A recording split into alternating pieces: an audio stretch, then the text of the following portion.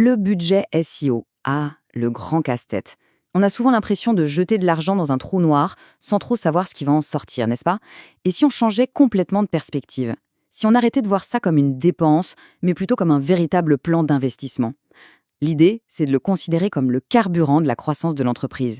Et c'est exactement ça qu'on va décortiquer ensemble. Alors, voilà le programme. On va d'abord poser les bases, comprendre pourquoi ce budget est en fait un plan. Ensuite, on va plonger dans les piliers, les actifs essentiels, où mettre son argent. Après ça, on verra comment on construit concrètement ce plan financier, comment on mesure si ça marche vraiment, et pour finir, comment on gère tout ça sur le long terme. Allez, on y va! Et voilà, on est au cœur du sujet. Dépense ou investissement. Franchement, la différence est énorme. Si on le voit comme une simple dépense, on va chercher à couper les coûts, on risque de mal choisir ses batailles. Mais si on le voit comme un investissement, là, tout change. On se met à construire quelque chose de solide, un actif qui appartient à l'entreprise et qui prend de la valeur avec le temps. Première section, le budget, c'est un plan. Fini le flou, on veut une trajectoire de croissance claire et nette. Il faut vraiment sortir de l'idée que le budget, c'est une contrainte. Non, pas du tout. C'est une boussole. C'est l'outil qui va nous permettre de structurer toutes nos actions et de s'assurer que chaque euro investi, il travaille vraiment pour nous. Parce que soyons clairs, sans ce cadre, on navigue complètement à vue. C'est le meilleur moyen de gaspiller de l'argent sur des actions qui ne rapportent rien, ou pire, de se faire dépasser par des concurrents plus malins parce qu'on n'a pas assez investi. Un budget bien ficelé, c'est la garantie de mettre ces forces là où ça compte vraiment, là où l'impact sera maximal. Ok, alors on passe à la deuxième partie, les piliers de cet investissement. On va décomposer un peu tout ça. Concrètement, comment ça se passe? L'idée, c'est de voir une stratégie SEO comme un portefeuille d'actions, en quelque sorte. Il y a différents actifs et c'est leur combinaison qui va créer de la valeur. Il est donc super important de bien comprendre ce que sont ces actifs pour savoir où placer ses billes. Et ces fameux piliers, les voici. Il y en a 5. D'abord, l'audit technique. C'est un peu le bilan de santé du site. Ensuite, la recherche de mots-clés pour être sûr de viser juste. Troisièmement, le contenu. Évidemment, c'est lui qui va attirer et convaincre. Le quatrième, le netlinking pour construire la réputation, l'autorité du site. Et enfin, le suivi et le reporting pour savoir où on en est. Chacun de ces points est un poste d'investissement à part entière. Maintenant, la question qui fâche. Combien ça coûte tout ça? Bon, regardons un peu ces chiffres, ça aide vraiment à rendre les choses plus concrètes. Attention, ce sont des fourchettes indicatives, chaque projet est différent. Mais ça donne déjà une bonne idée de l'ordre de grandeur. On a l'audit, la recherche de mots-clés, la production de contenu, le netlinking. Bref, c'est la première brique pour construire un budget réaliste. Ok, on a les piliers, on a une idée des coûts.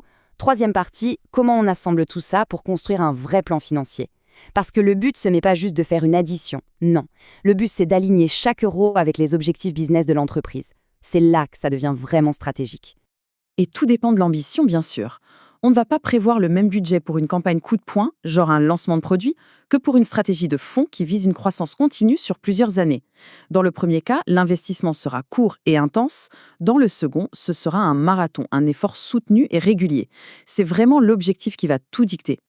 Et ça, c'est un bon exemple de comment on peut répartir l'argent. Ici, on voit un cas où le contenu est la priorité absolue. 50% du budget y est consacré. C'est typique d'un site qui doit rattraper son retard.